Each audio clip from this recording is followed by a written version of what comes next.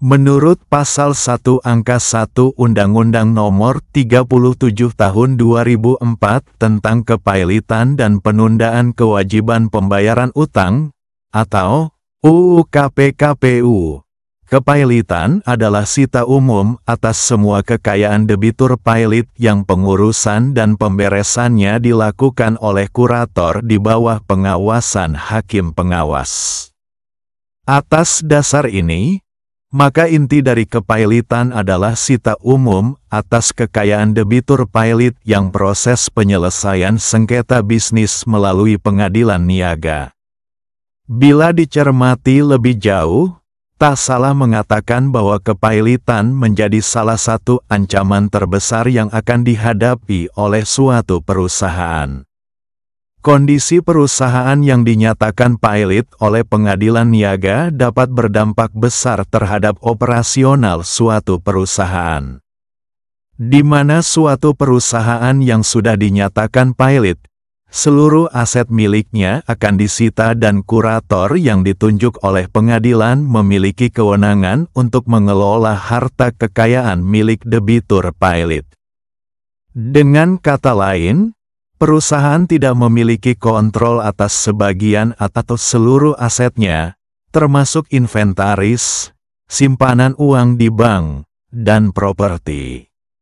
Bahkan, kondisi terburuk atas berhentinya operasional perusahaan dan melakukan pemutusan hubungan kerja atau PHK terhadap karyawan atau buruh strip pekerja. Putusan kepailitan juga memiliki akibat hukum bagi perusahaan atau debitur pailit. Salah satunya adalah pembatasan kewenangan debitur terkait harta kekayaan yang dimilikinya. Debitur pailit hanya dapat melakukan perbuatan yang memberikan keuntungan atau menambah jumlah harta kekayaan untuk dijadikan sebagai budel pailit. Namun, jika perbuatan tersebut merugikan atau mengurangi harta pailit, kurator dapat meminta pembatalan perbuatan hukum yang telah dilakukan oleh debitur pailit. Hal ini diatur dalam Pasal 41 Ayat 2 UU KPKPU yang menyatakan bahwa pembatalan tersebut hanya dapat dilakukan apabila dapat dibuktikan bahwa pada saat perbuatan hukum tersebut dilakukan, debitur dan pihak dengan siapa perbuatan hukum tersebut dilakukan mengetahui atau sepatutnya mengetahui bahwa perbuatan hukum tersebut akan mengakibatkan kerugian bagi kreditur. Pembatalan sebagaimana diatur dalam Pasal 41 UU KPKPU ini adalah bersifat relatif, dan hanya digunakan untuk kepentingan harta pailit. Tindakan kurator untuk meminta pembatalan disebut dengan actio paulina. Setelah pengadilan niaga menyatakan pailit satu perusahaan, seorang kurator akan ditunjuk pengadilan untuk mengelola aset-aset milik debitur pailit. Kurator juga memberikan perlindungan terhadap hak-hak kreditur sesuai ketentuan yang berlaku. Apabila kreditur kepailitan tak menunjuk kurator perorangan, Balai Harta Peninggalan atau BHP dapat ditunjuk sebagai kurator. Selain menunjuk seorang kurator, pengadilan niaga juga akan menunjuk seorang hakim pengawas untuk memantau tugas yang diemban oleh kurator. Hakim pengawas ini kemudian akan diawasi oleh majelis hakim yang menangani perkara kepailitan tersebut. Dalam proses kepailitan maupun PKPU, kreditur dilarang menagih kewajibannya secara langsung kepada debitur. Dengan kata lain, kreditur harus melaporkan utangnya kepada kurator atau pengurus. Namun dalam pengelolaan aset-aset debitur pailit, tidak semua kreditur diperlakukan sama.